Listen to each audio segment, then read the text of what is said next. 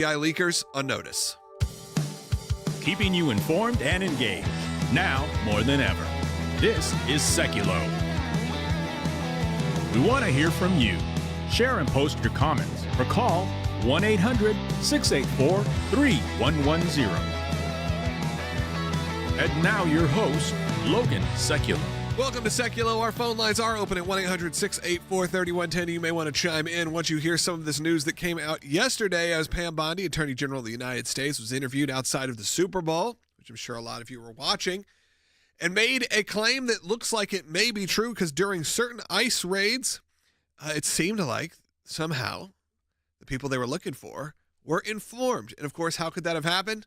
Well, there are some theories going around, Will, and the theory from Attorney General Bondi, of course, indicates that it's coming from the inside. That's right. And Secretary Noem of DHS actually tweeted before this interview, "The FBI is so corrupt, we will work with any and every agency to stop leaks and prosecute these crooked deep state agents to the fullest extent of the law."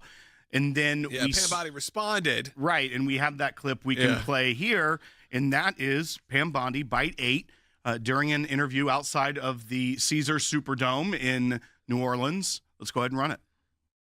If anyone leaks anything, people don't understand that jeopardizes the lives of our great men and women in law enforcement. And if you leaked it, we will find out who you are and we will come after you. And it's not going to stop our mission. It's not going to stop the president's mission to make America safe again. We were very clear with the lawsuit that we filed in Chicago that if you don't follow the law, you will be prosecuted by the Department of Justice. Yes, I mean, couldn't be clearer, but it is another one of those moments where we see what's actually going on the inside. And that's why we got to make sure that we are not losing sight of everything that's happening. Just because you have a new administration in town doesn't mean everything gets done rapidly, quickly, and you have staff that needs to be replaced. Because if you do have people on the inside, sure, you have Attorney General Bondi saying that we're going to come after whoever leaked this information. But the fact that you even have a department which is full of people ready to leak this information, or even a few people, or one person ready to leak this information, shows sort of the root of the problem. And when you think about what information is leaked, and this mainly goes to a massive ICE raid/operation that they were planning for the Los Angeles area, as well as Tom Homan also referenced it, one in Colorado, where we know that Tren de Aragua was also setting up shop, that these memos were leaked that were supposed to be internal government, cross-departmental, that talked about the actions they were about to take. This information is leaked, and it gives the criminal migrants the ability to prepare, to leave, to thwart this action, this enforcement action by the Department of Homeland Security. And when you think about the concept that this isn't some low-level policy shift within an administration, this is potentially someone leaking something about governmental action on criminal gang activity within our country, and with the proposed motive of stopping that or slowing it down. That is the complete opposite of what the mission of the FBI is supposed to be. They're supposed to be keeping us safe, upholding the law, and if they're trying to thwart activity from the Department of Homeland Security, that is frightening. Yeah, when you hear this, what do you think? Are you shocked by it? I, unfortunately, don't seem to be that shocked by it. It seems like this is what would have happened. And what do you think needs to be done? Give us a call. I'd love to hear your feedback, your thoughts. We can pass those along. 1-800-684-3110. That's 1-800-684-3110. Again, the deep state feels like they're always leaking information, and once again been accused of it. And this is exactly what we warned you about. This happened a lot in the first term, President Trump. And now it's going to come out again to try to undermine the plans of this administration. We've even seen sort of the pushback on DOGE and a lot of the things that have happened. And it's happening again. We're fighting back in court. So we need your help because, again, it's not over just because you have a more friendly administration. It's not over because you see the president getting cheered at the Super Bowl. We have 25 lawsuits right now, nearly 25 lawsuits against the deep state. We're taking on the FBI still. We need your help. Go to ACLJ.org and donate now. Do it today. Do it right now. Your dollars will have a direct impact in pushing forward the agenda that we need pushed through our efforts. Right now, ACLJ.org. We'll be right back. There are plans for a reported large-scale immigration raid in Los Angeles that were leaked. The planned raid was going to be such a large-scale operation that ICE agents were also going to be joined by the FBI and DEA. With this raid supposedly set to happen before the end of the month. Trinidad gang members were allegedly tipped off in Colorado just last week ahead of a raid planned there. And raids in Chicago were also delayed last month after another media leak. DHS Secretary Kristi Noem saying the FBI is so corrupt, we will work with any and every agency to stop leaks and prosecute these crooked deep state agents to the fullest extent of the law. Trump's administration is starting to express frustration over these leaks. Newly sworn in Attorney General Pam Bondi has issued a clear warning. If anyone leaks anything, people don't understand that jeopardizes the lives of our great men and women in law enforcement. And if you leaked it, we will find out who you are and we will come after you. And it's not going to stop our mission. It's not going to stop the president's mission to make America safe again. We were very clear with the lawsuit that we filed in Chicago that if you don't follow the law, you will be prosecuted by the Department of Justice. When we have that individual that's in the circle of trust and they violate it for all the wrong reasons, that's when officers, law enforcement get hurt because somebody doesn't believe in the mission. And bottom line is that's a criminal offense. I hope they find out who does this, and I hope they're prosecuted. This is not acceptable in the United States. So my greatest hope is that we catch who the leakers are and do prosecute them to the fullest extent of the law. We will be looking at every single case where someone jeopardizes the lives of the great men and women in law enforcement, and you will be held accountable if you leak, if you do anything, like you said, if you come out with bullhorns that could jeopardize their lives. We will investigate it, and we will come after you.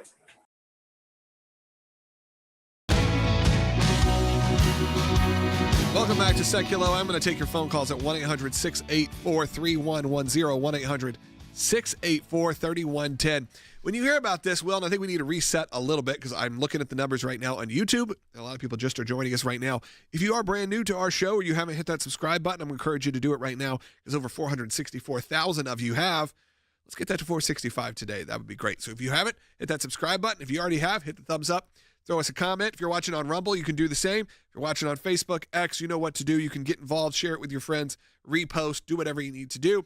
And last, if you're watching on the Salem News Channel, welcome. We're live there now as of beginning of the year, so a lot of great people coming in from that way. But, Will, before we give the question to the audience, let's restate what happened. This happened over the weekend. Obviously, ICE has been in full force going and getting a lot of really criminals off the streets and locating a lot of children that have gone missing. You've seen some of that where they've located so many tens of thousands in just the first few days that now they have a moment where they go in for a big raid, if you will, and clearly they got tipped off. That's right. And this doesn't seem like it's an isolated event at this point. With Tom Homan, who is the border czar, talking about some of the activity in Colorado being a little bit thwarted by what appeared to be some leaks about the operations there. Maybe it was some sort of intel given over to the bad actors there. But late last week, the Los Angeles Times posted an article saying leaked document says, quote, large-scale immigration enforcement action coming soon to L.A. And Kristi Noem replied to that post by the L.A. Times just yesterday saying, the FBI is so corrupt. We will work with any and every agency to stop leaks and prosecute these crooked deep state agents to the fullest extent of the law. Then you have a Super Bowl interview with Pam Bondi where she is asked about this. And the context, once again, is someone within the government is leaking intel to bad actors, criminal migrants, gang members in some of the largest cities in the country that, hey, guess what? They're coming for you. Maybe plan appropriately. But here's what Pam Bondi, the new Attorney General as of last Wednesday, had to say about this on Fox before the Super Bowl last night. Bite 8. If anyone leaks anything, people don't understand that jeopardizes the lives of our great men and women in law enforcement. And if you leaked it, we will find out who you are and we will come after you. And it's not going to stop our mission. It's not going to stop the president's mission to make America safe again. We were very clear with the lawsuit that we filed in Chicago that if you don't follow the law, you will be prosecuted by the Department of Justice. very refreshing take to hear. And if you have your feedback, I want to hear from you. Do you think these people who are going to hopefully be found, who are leaking this information, do you think they should be fired? Do you think they should be prosecuted? What do you think should happen to them? Because sometimes it's, hey, fire them, clean house, let's move on. Let's not waste our time and waste our money and energy in trying to get these people, thrown in jail or anything like that or fined. Sometimes it's better just to clean house and move on. But I'd love to hear your thoughts. 1-800-684-3110. At the same time, you could support the work of the ACLJ as we try to continue our fight against, they say the deep state, and the deep state always feels like a fictional term, but more and more, it seems to be reality. That's right. And I think another angle that we need to bring into this is the importance of whistleblowers. Under the previous administration, if you were a whistleblower and you spoke out against at what we would consider now, if these actions were happening, deep state activities, but when it was the administration, when it was Biden's administration, the bureaucrats and the agency bad actors felt like they had free rein to continue down that path. They were retaliated against by the federal government. And so there was a chilling effect on whistleblowers over the last 4 years and really making those potential whistleblowers afraid to come forward because they were afraid of losing their security clearance, losing their job, being put in this purgatory where they're not getting paid, but they're not fired, so they can't move on with their life and get another job. They can't provide for their family. And at the ACLJ over these last 4 years, we have fought for whistleblowers and won for whistleblowers. But we have a case that was just transferred. This is the O'Boyle case. You remember this case where he was reassigned halfway across the country. They started moving him out there. The FBI was transporting his personal property. They put him on administrative leave in the middle of that without pay and effectively held his own possessions, his children's clothing, their furniture. Because it was held by the FBI, he couldn't even get that back. So he was made homeless in this process. We just had that case where we were fighting through the administrative process. It has now been officially transferred to federal court. So the D.C. Court of Appeals, that is now the place where this case lives. We fought for that back at the end of last year. It's officially moved over. And once that completes the processing of the case, we anticipate that they'll issue a scheduling order informing the parties of deadlines to file and the next rounds of brief, etc. But the importance of us fighting and getting justice for those whistleblowers is so much important now, because if there's a potential whistleblower, it's like, I maybe know who leaked this, or I may know where this is going. They may be terrified that by being a whistleblower that they could get in this same situation the Biden administration did over the last 4 years to whistleblowers trying to blow the whistle on bad actions. But this isn't just, we think the policy is bad about targeting parents at school board meetings, which is egregious constitutional violations. But this is the members of the FBI leaking internal documents from a different agency on criminal enforcement of the law against these groups that have gotten in here, their gangs, wreaking havoc across the country. That is just so shocking to think about. They've got to get to the bottom of it, and the whistleblowers have to feel comfortable to come forward, and that's why we fight for them. Absolutely. If you've been trying to call in, a couple lines just cleared up. We're going through them right now. So 1-800-684-3110. Keep calling. A lot of you have called in already. We're trying to get through everybody's. Just be patient. If it rings, let it ring. Stay on hold. We're going to get to you. Let's go ahead and take a call about this. I do see some comments coming in about updates about Tulsi Gabbard. We're going to talk about that in the next segment, as well as updates at Kash Patel. And we're going to discuss a lot more. So you want to stay tuned. It's not just going to be focused on this exclusively, because there also is the fight in Israel. And it took not necessarily a great turn over the last couple days. And even right before we went on air, there was some troubling news. So we're going to be covering that in just a moment. Let's continue on and take a phone call. Let's go to Charles, who's calling in Georgia on line 1. Listening on the radio. Charles, you're on the air.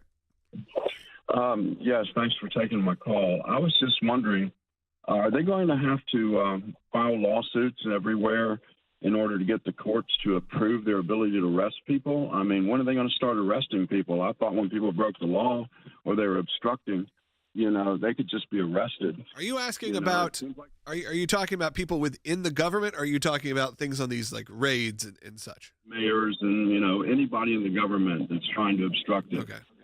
Well, I think there's a several-pronged answer to that, Charles. I mean, one, many times when it is a government official like a mayor or a governor, the way that is handled is through filing a federal lawsuit stopping their law, because it's like a conflict of supremacy clause, not necessarily them going with a criminal action against the governor.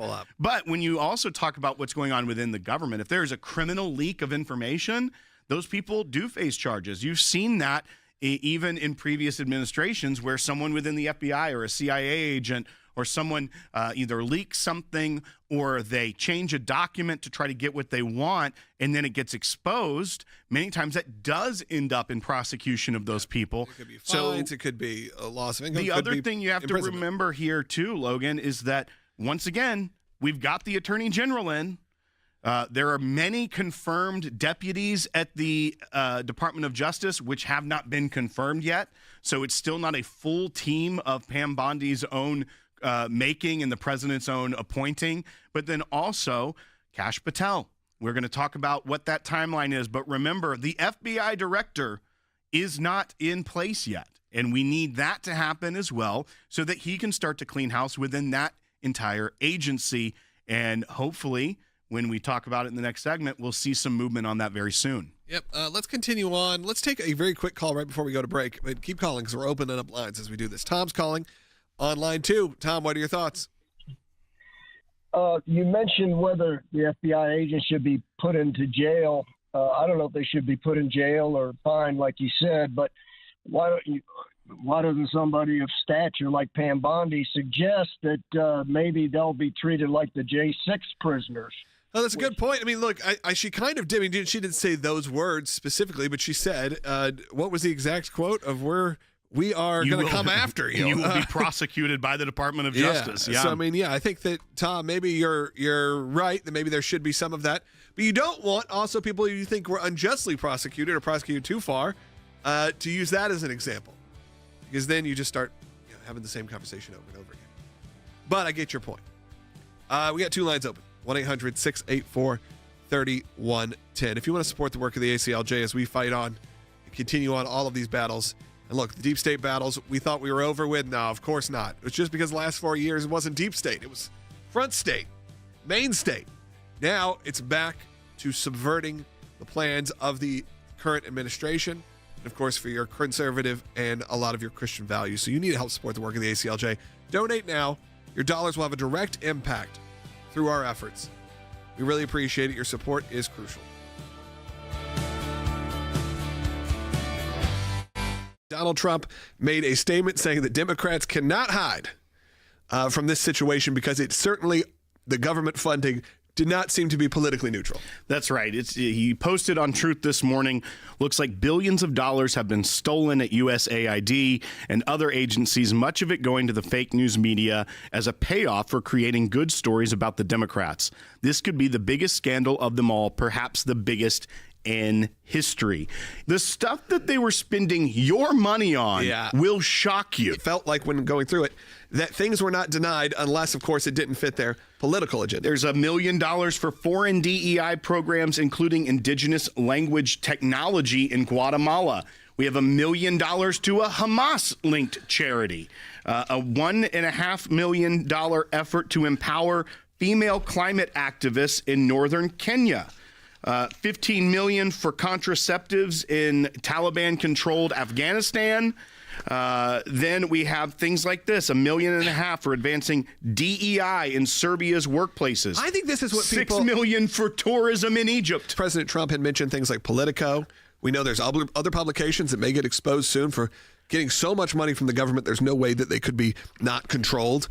There's been discussions about NPR and PBS and the fact that they are getting a significant amount of their money from government funding and are not providing a equal platform. They're providing a very biased platform. We all know this when we're listening to NPR, PBS, great programming sometimes. I mean, they have some good educational documentary kind of programming. But then when you hear news coverage, it is always slanted one way. Why are you taking all our money and wasting it? That is the reason why President Trump was elected and why DOGE was even created. And we are already seeing benefits and fruit from that effort.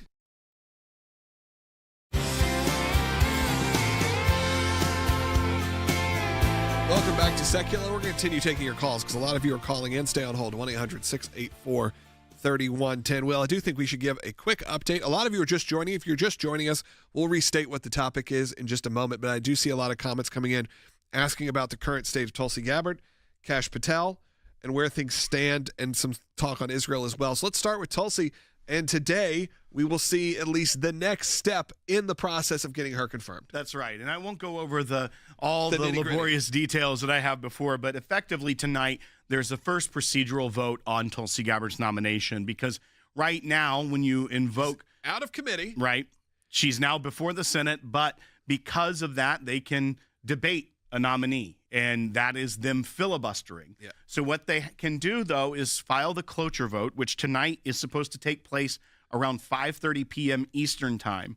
That will be trying to get to that 60 vote threshold to move on to the full vote. Basically, it ends debate on the nominee, and they have a 30-hour clock once you invoke cloture to then say whatever you want to say for the final 30 hours, unless Democrats decide, let's just get it over with. They probably won't. They like running out the clock right now.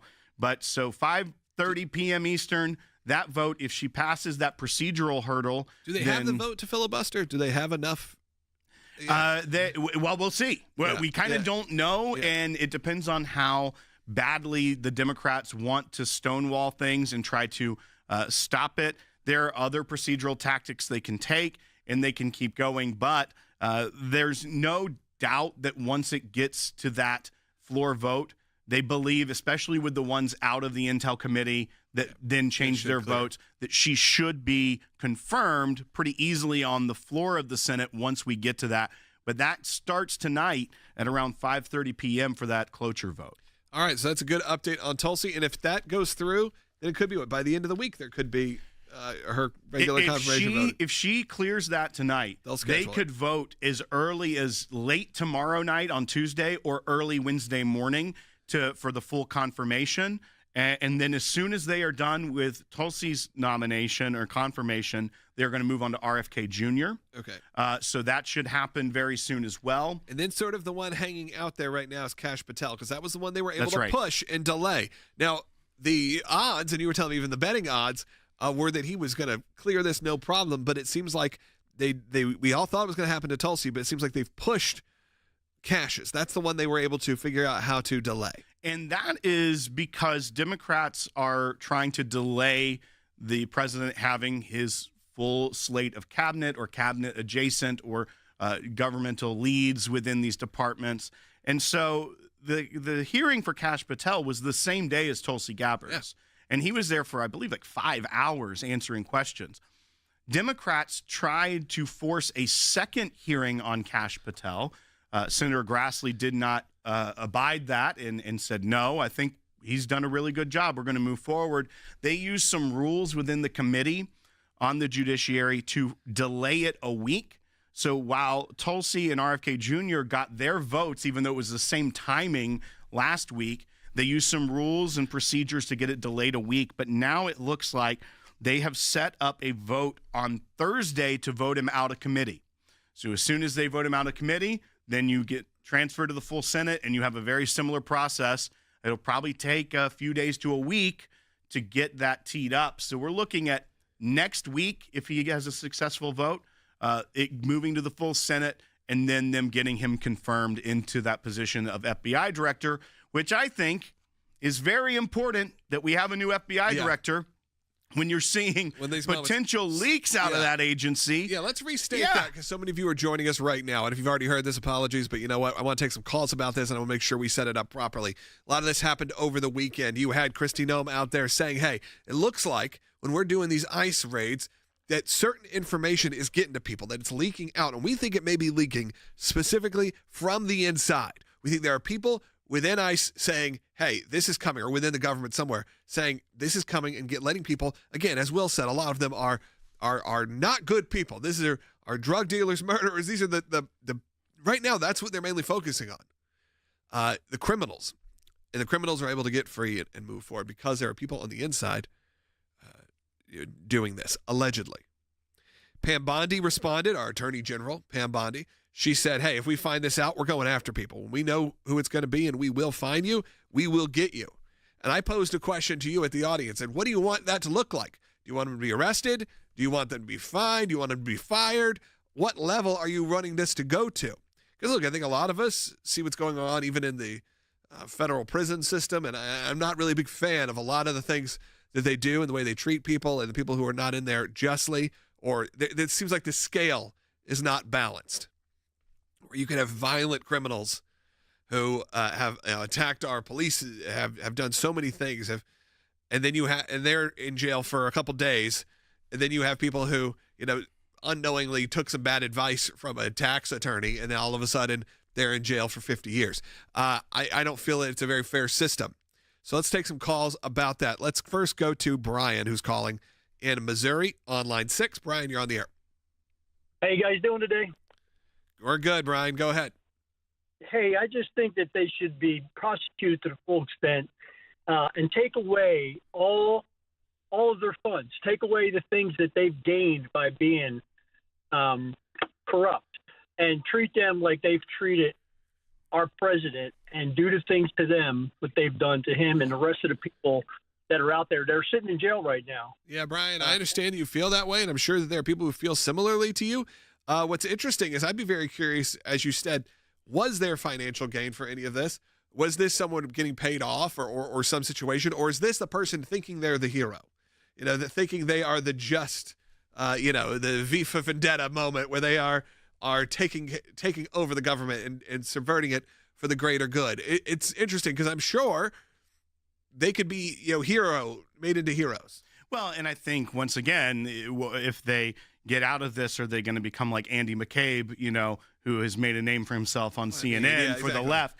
But the problem here, and I agree, Brian, when you look back at even the first Trump administration, the organization of the government from the get-go was hampered, one, by the Mueller investigation, but two, by Trump not being a politician, not knowing who to put in. Some of the cabinet level picks were not great, took some bad advice. As you can tell within this first almost month of his presidency, which has already felt like 4 years because of how much has gotten done, I think that you can tell that the people are more serious about the rhetoric of holding people to account than we saw in the first administration. You saw a lot of Washington, D.C. You saw a lot more of those, as you'd say, quote unquote, swampy people put in those positions because they were running things like this was a normal presidency, where you could delay, you could take your time, you could be slow, you could get stuff never gets done. They were full-blown federal government. But now you have a group of people who that is not their usual play, and they are moving fast. And I think to prove that point, look, we got a second half hour coming up on this show. First half hour blew by. If you are on hold right now, Bill, Tony, Demetro, Gary, Sandy, and there's one ringing right now. We're going to get to you. Just stay on hold. We'll do our best to get to you in the second half hour. We're also going to talk a little about Israel, what's going on over there, as well as give you updates on Tulsi Gabbard as she has a vote tonight. Again, if you're watching online, don't go anywhere. We got another half hour and a very short break. If you're listening on the radio and you don't get us for the full hour, or you have to leave us right now, go to ACLJ.org. You can also listen later on anytime on ACLJ.org, on YouTube, Rumble, however you find us. But this is a great time to support our work. You're going to hear from Cece Heil coming up about how we're getting involved as well. Go to, once again, ACLJ.org right now. Your support is crucial and it's critical, and your dollars have a direct impact through our efforts. Welcome to the all-new ACLJ app. Expert analysis and insight big tech can't censor. Customize your news and get real-time alerts on the issues you care about. Advocacy is now at your fingertips. Take action, make a difference. Support the causes you care about with just one tap. Be the first to know. Breaking news alerts sent straight to your inbox.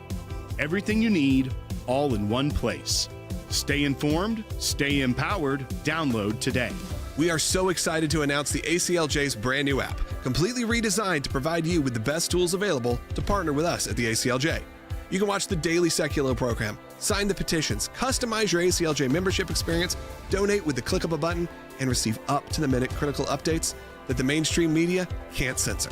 Just scan the QR code on your screen or go to your phone's app store, search ACLJ, and click install. It's that simple. Keeping you informed and engaged, now more than ever.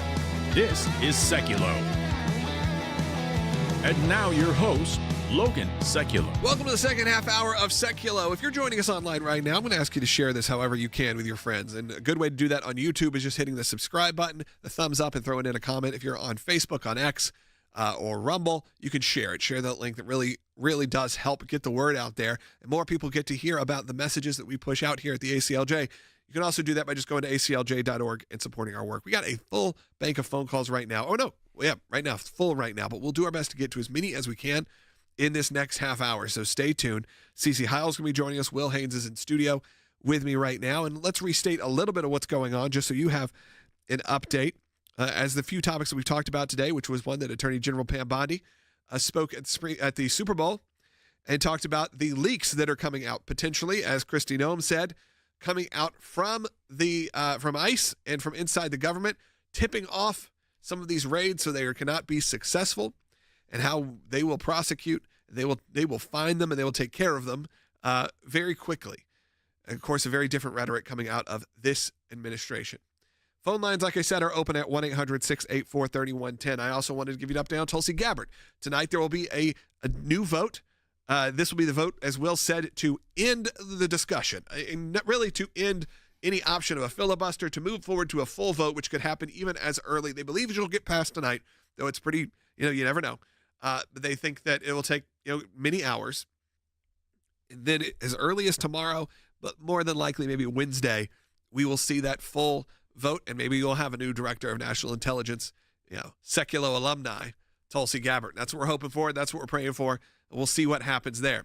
There's also the confirmation hearings of RFK and of Kash Patel. And I didn't want to forget what's happening in Israel. As you saw the hostages that were released this weekend, the one that was released was horrifying to see. A man who had been through it and was gaunt and, was able to make a speech. And in his speech, it was really hard for me to watch it, to be honest, talked about how he looked forward to returning to his family, to his wife and daughters, unknowingly that his wife and daughter had been murdered in the October 7th attack. So I can't imagine, as a husband and a dad, that is probably what was in your back of your mind to keep you going for these last 500 plus days. And now to get free and to realize that not only are you alive, but you're having to deal with the fact that your family is gone. It was crushing. It was really, really horrible to see. And then you have Hamas today saying, we believe Israel has violated the ceasefire, so no more hostages being released. So we're thankful that a few did get out.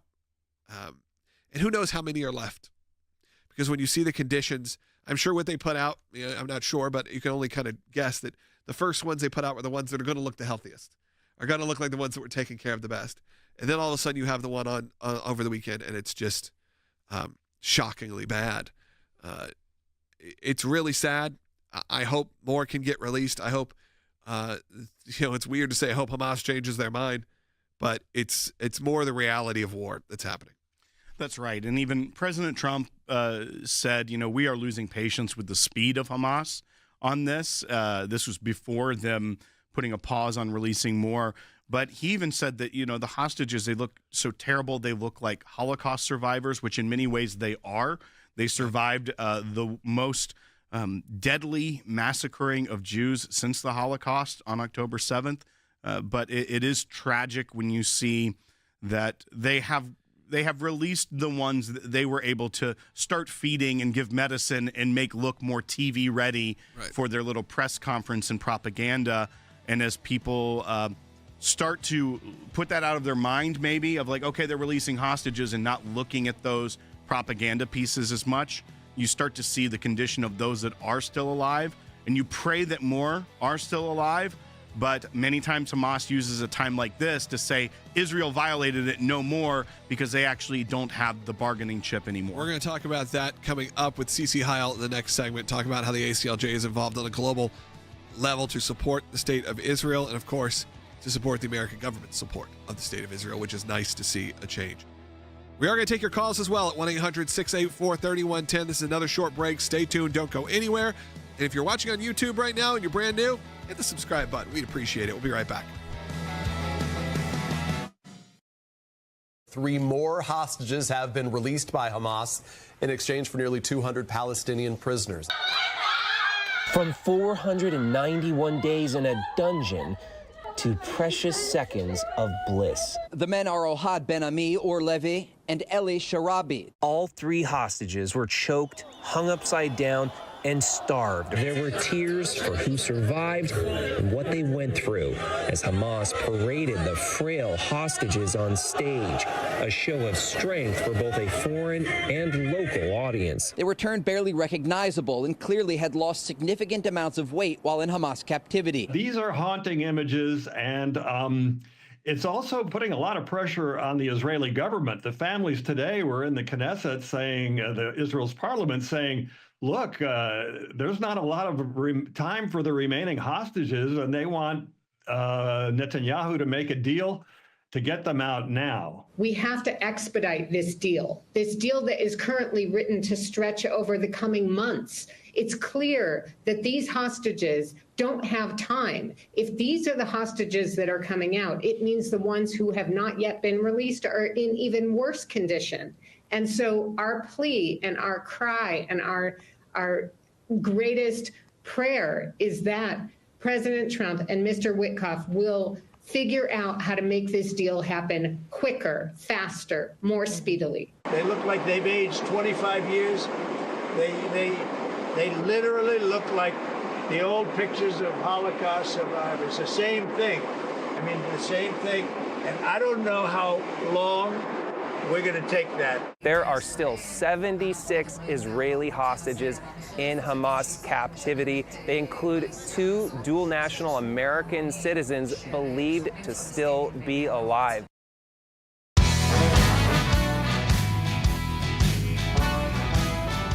Welcome back to Sekulow. We are going to continue a discussion in the next segments about the ICE raids and sort of the tip-offs that were going on inside the government, or the proposed, or what they think is happening. But we did want to continue on, Will, and talk about Israel. As we set up in the last segment, a lot of you have a lot of questions. A lot about Hamas and what they're doing and how they're handling it. And of course, President Trump making very strong statements of losing patience. Will, let's set it up, and then Cece, would love your thoughts. That's right. So over the weekend, 3 men were released by Hamas. These were hostages, as we mentioned, that one of them didn't even know that his entire family had been killed on October 7th until he was released from captivity. That image we showed, you could see kind of the before and after, like last photos before their captivity and then them being released over the weekend, and they are unrecognizable. The condition that they were held in, there's reports they were hung upside down by their feet and left to starve, just absolute torture from these Hamas captors. And Cece, President Trump has said that he's losing patience with Hamas. Hamas today mentioned or put out a statement that they are pausing all future releases of hostages because of violations they believe Israel has in the ceasefire deal. I'll let you go over that, but we also say sometimes this is what Hamas does. When they have no more bargaining chips or they have nothing left to give, they try to spin it and make it seem like it's Israel's fault. But in reality, the condition of these hostages shows that the health of any remaining, will be increasingly worse if they are still alive. You have to remember who you're negotiating with. Some people have said, well, why did Israel do this deal where so few get out and hundreds of the imprisoned Hamas members are released? Well, because you're dealing with a terrorist organization, and you value human life and you value your own people. So you're going to do whatever you can to get them home safely. And sometimes it's not necessarily about a good deal. It's not a 1-for-1 deal. You're not negotiating with a normal government here. You're dealing with a terrorist-led government. Right. And when that happens, it's not fair. None of this was ever fair. Right. And I want to make sure people understand that when they see I see those comments coming in. Not fair to Israel. Yeah. Yeah. Israel always is the one that makes the concessions. They're always the one that tries to do what's right. And just like President Trump said when, Netanyahu was in town, we've tried something for 70 years and it doesn't work. And that's because you're trying to negotiate with a terrorist organization that never, I would say, never honors their words. Not sometimes, never honors their words. And so you have this situation again here with these hostages that were released, these last 3 hostages. And I've said all along, I'm literally shocked that there have been so many hostages still alive that they have been able to release, because Hamas, they are monsters. And I can't believe that, not all of these people have not been murdered already. But we've seen these last 3 men as they have been released. Like President Trump said, they look like Holocaust survivors. They were in horrible condition and they were emaciated. And, President Trump said, I don't know how much longer we can take that. And at some point, we're going to lose our patience. And so, now that Hamas has come out and made their statement that, because Israel has violated the ceasefire agreement, we're now not going to release the Zionist prisoners, which were scheduled for the February 15th was the next scheduled. And it's postponed until further notice pending the enemy's, again, Israel's compliance and the retroactive fulfillment of the past week's obligations. And that, once again, is like you're saying, Will, is spin, because Hamas is the one that never honors their word. Israel goes above and beyond. And then Hamas has been pushed into a corner, like you said. They probably don't have any more prisoners that are alive to be released, and that's going to look bad on them. Or they're going to look even worse than these last 3 looked, who were clearly tortured, like you said, hung upside down and starved. That's what monsters do. That's ridiculous. And that's who Hamas is, and that's who they're trying to negotiate with. So I think Trump's right. At some point, we lose our patience. Yeah, and Hamas is responding, allegedly, they're giving it to the strategic attacks that happened over the weekend in Lebanon. That's right. That is part of it. They also add that they say some of these details, like not allowing a quick enough return to northern Gaza, which, as we know, has been completely leveled, that there are these little bargaining points that were in the deal that they're trying to say Israel is not living up to. Yes, Israel did do some airstrikes in Lebanon, which should not have any bearing over Hamas. However, they are very kindred spirits, Hezbollah and Hamas, because of their same mission to destroy and eradicate the Jewish people in the state of Israel. But once again, you look at this and the work that we've done and the proximity we have at the ACLJ to these hostages, to the hostage families. We have been fortunate and blessed that some of the hostages, the families we represented, they were able to have reunions with their family. Yes. That isn't the case for all of them. Right. And even for some of the hostages that are finally being freed under this deal, they didn't even know. Probably the one thing that was keeping them alive through that torture of Hamas was the hope of being reunited with their family one day. Right. Not learning until after their release that their family was killed, murdered by their own captors back on October 7th. And they had been the lone survivor of their family and survived torture and brutality for over a year to be released and find out that your family is no longer. Right. The one hope that they had, like you said, we can imagine that when you're being tortured and you have it for, as long as they have been in captivity, that the one hope that they were holding out is that they would be reunited with their wife and their children, and then to find out that they had been murdered and they are not going to have that reunion is just, again, continuous torture. And again, shows how evil Hamas is. And like you said, we had 10 clients that the ACLJ actually represented before the working group on enforced or involuntary disappearances at the United Nations. And so far, 2 of them have been declared murdered. And then 6 of them have been released.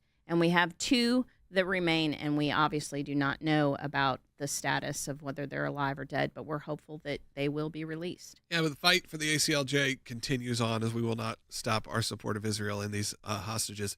And look, I understand the frustration, and I'm looking at the comments, and people are concerned about the way that they're negotiating. But again, you have a country who values human life and a country that does not.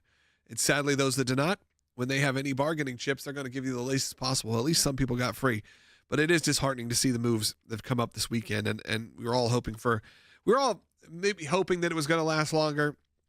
Things can happen. You never know what will occur in the next few hours even. It's not that shocking, but we're hopeful. And we can stay hopeful. And we need to keep praying for these families and praying for the hearts of these people.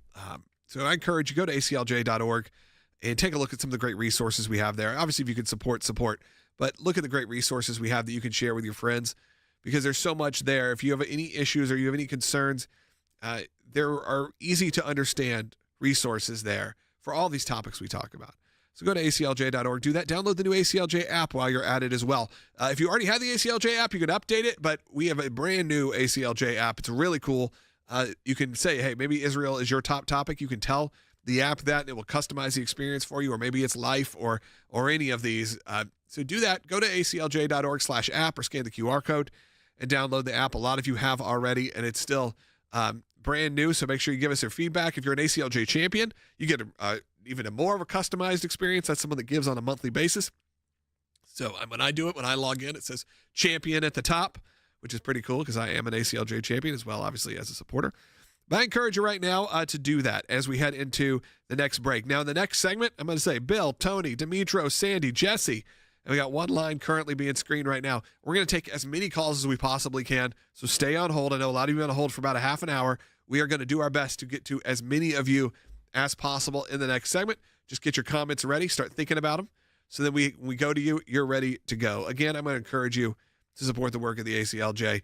There's so many of you watching online that maybe never have seen us before. That's sort of the best part, and then maybe sometimes the worst part because it's hard to reach. The best part of being on a platform like YouTube where things are discoverable, or now on the Salem News Channel where maybe you're watching on Pluto, maybe you're watching on Samsung Plus and you've never seen us before. We do this show each and every day from noon to 1 p.m. Eastern, Monday through Friday, as well as great clips and segments that gets posted and exclusive content on all of our channels and social media outlets. So I encourage you right now, if you are brand new, there's a great way to support the ACLJ, and I'm not going to ask you to give financially. If you want to, great, but what I'm going to ask you to do is just hit that subscribe button. And like I said, on YouTube alone, over 464,000 of you have done that. I'd love to get that up to 465,000 today. And with just you watching right now, I know we can do that. There's so many more. It's 200,000 who watch on Rumble. Millions on some of the other platforms. It is amazing the way new media is able to get people. We're not just a media organization. We're not just a show. You heard about the legal work we're doing, and we'll continue that on as well. And you're going to hear about that all through this week as we have a lot more to cover.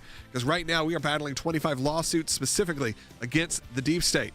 We're taking on FBI's weaponization against Christians and conservatives. And just because you have an administration now, a little bit more willing to work with us, that doesn't mean you're going to have to root out a lot of these problems. And we're going to talk more about that coming up with a lot of the calls that have come in at 1-800-684-3110 or go to aclj.org. We'll be right back with the most important voice, yours.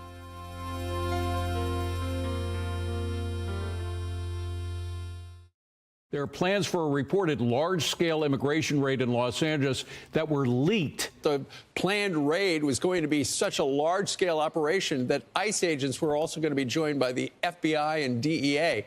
With this raid supposedly set to happen before the end of the month. Trinidad gang members were allegedly tipped off in Colorado just last week ahead of a raid planned there. And raids in Chicago were also delayed last month after another media leak. DHS Secretary Kristi Noem saying the FBI is so corrupt, we will work with any and every agency to stop leaks and prosecute these crooked deep state agents to the fullest extent of the law. Trump's administration is starting to express frustration over these leaks. Newly sworn in Attorney General Pam Bondi has issued a clear warning. If anyone leaks anything, people don't understand that jeopardizes the lives of our great men and women in law enforcement. And if you leaked it, we will find out who you are and we will come after you. And it's not going to stop our mission. It's not going to stop the president's mission to make America safe again.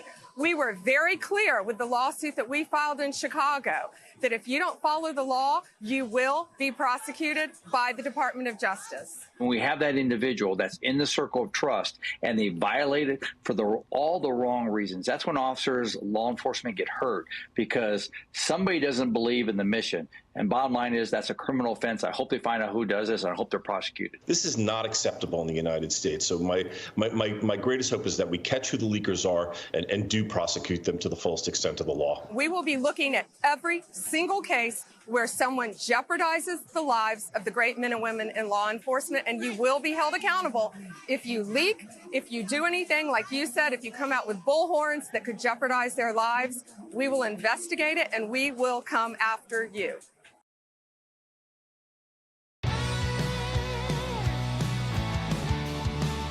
All right, last segment of the day. But of course, if you're subscribed, you're going to get a lot more content always pushed throughout the day on our social media feeds or on YouTube and Rumble.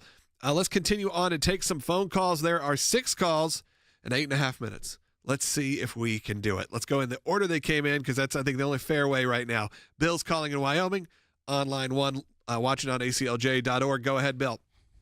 Yeah, thanks for taking my call. Just a quick thought, spitballing. It would be kind of nice to be able to send the leakers back with the gang members and lawbreakers. Anyway, my main reason for calling is, what about all these lawsuits that's trying to prevent President Trump from fulfilling his promises, like defunding U.S. aid? Yeah, we saw that, Will, over the weekend. A lot of halts, a lot of stops, a lot of rogue judges getting in the way. That's right. And to Bill's point, I mean, we warned this would happen. What did we say during the lead up to inauguration? We said the work of the ACLJ to be able to file in these cases and enter into as an amicus or other ways we can work, it's going to ramp up the attorneys' work exponentially over the next 4 years, because that is the tactic they're going to take. And you jurisdiction shop, you find the right place where at the lower court level, you can get a judge to put a temporary restraining order or an injunction in place to try and halt and slow down the work. I do think that with the vast majority of these, the U.S. government will be able to prevail and continue this work. But I do love the whack-a-mole the left's having to play, because as soon as they get a TRO in place on one aspect of it, the DOGE team just goes, cool, we've got a million other places we can go and do this. So they move on to another one. They start gutting it. They start getting rid of the waste, fraud, and abuse, and then they move on to the next. It's so fascinating. They weren't ready for this. I think the left took DOGE as a joke. Absolutely. And so weren't prepared for how quickly they are cutting the budgets of their bureaucrat buddies. It's great. Let's there's a call that's pretty related. Let's go to Sandy in California. And hey, fun fact about whack-a-mole. I once met with the guy who created whack-a-mole. So, that is the least surprising thing you've said on the show today. So go ahead, Sandy. You're on the air. Thank you. God bless you guys and your organization. I wondered if there's any action that we can take legally against the bureaucrats who approved our taxpayers' dollars to go to these frivolous and bogus causes. Look, Sandy, I mean, here's the biggest thing you can do.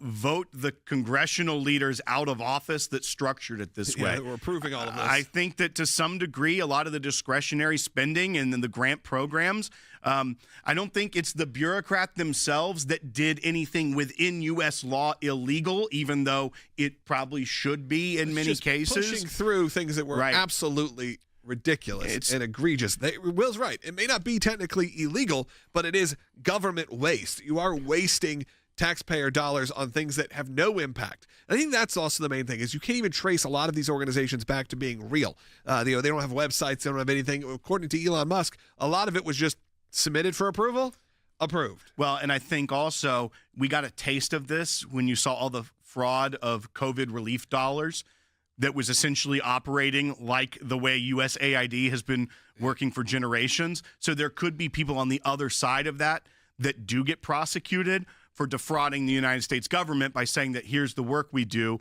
when they're actually doing nothing at all but taking the dollars of Americans. All right, 4 more calls in 5 minutes. Let's keep trying. Demetro is calling on line 3. Go ahead. Hello, gentlemen, and thank you very much for your hard work. God bless you guys.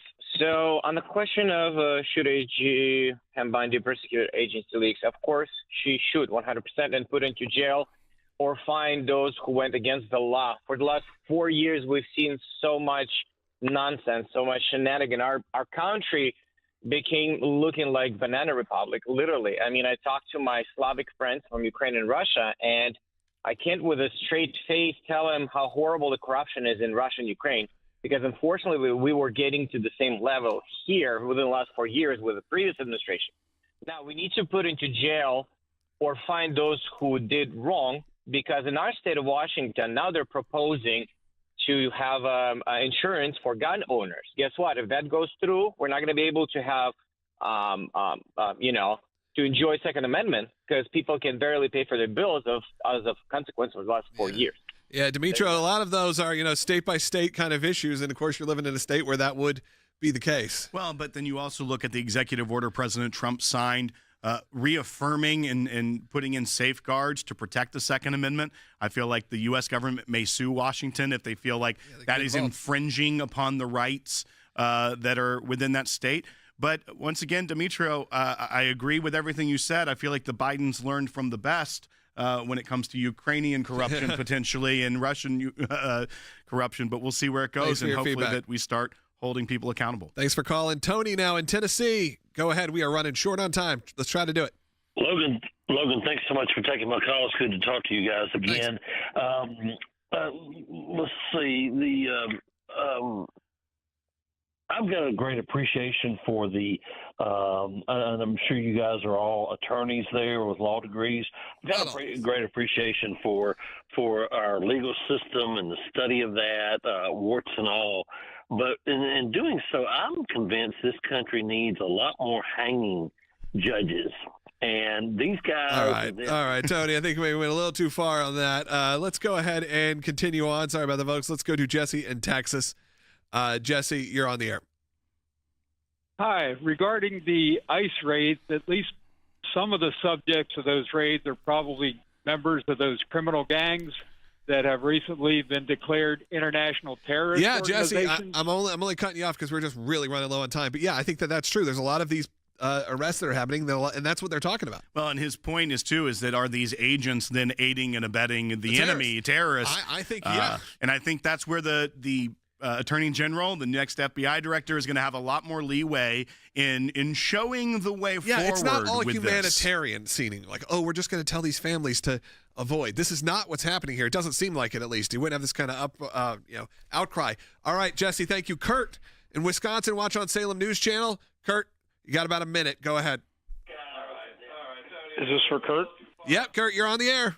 Oh, yeah, I just wanted to respond to the question about what should be done with these government... Hey, turn your radio off, Kurt. These government employees, I feel they should be fired and lose their retirement altogether. And yeah, Kurt, I'm only cutting you off because we're having some sound difficulties. I think you were listening on the radio as well to hear yourself, and that happens sometimes. But yeah, I think a lot of people think they should be, you said you think they should be fired, should they be able to work in government again? Same for the leakers. And if you were a retired federal employee, we appreciate that. I'm sure you were an upstanding citizen and took your job seriously.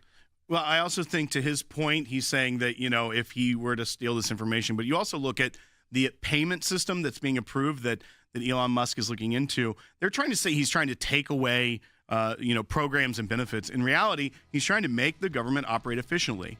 And even the Treasury coding for different things had no cost center code.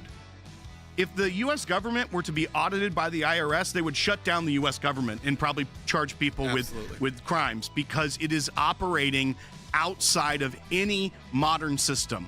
And that's where waste, fraud, and abuse slips through. Hey, I'm going to ask you to throw up that QR code on screen right now because I want people to scan it, get involved right now. Let's do the ACLJ app. Let's do just like an ACLJ, their champion, or donate one because I want you right now to support the work of the ACLJ. Your support is crucial. Go to aclj.org right now and donate. You heard what our fight against the deep state is and how it continues on. We need your support right now. We are at 25 lawsuits right now just on this topic alone. So go to aclj.org and become an ACLJ champion if you can. Talk to you tomorrow.